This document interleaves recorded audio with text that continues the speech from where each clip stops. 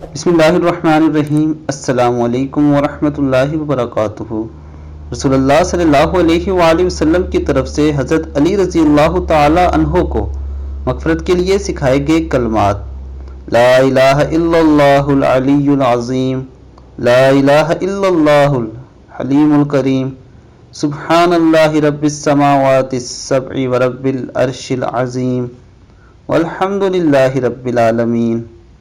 اللہ تعالیٰ کے علاوہ اور کوئی معبود نہیں ہے جو بلند و برتر اور عظیم ہے۔ اللہ تعالیٰ کے علاوہ اور کوئی معبود نہیں ہے جو بردبار اور حلیم ہے۔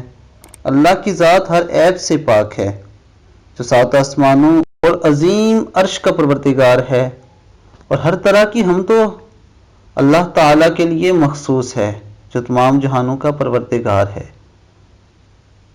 دوستو، یہ بہت ہی پیاری دعا ہے۔ اس دعا کو اچھے طریقے سے یاد کر لیجئے اور کوشش کریں کہ جب بھی آپ کو موقع ملے آپ اسے ضرور پڑھیں۔ اللہ تعالیٰ ہمیں دین اسلام کے مطابق چلنے کی توفیق عطا فرمائے۔ السلام علیکم ورحمۃ اللہ وبرکاتہ۔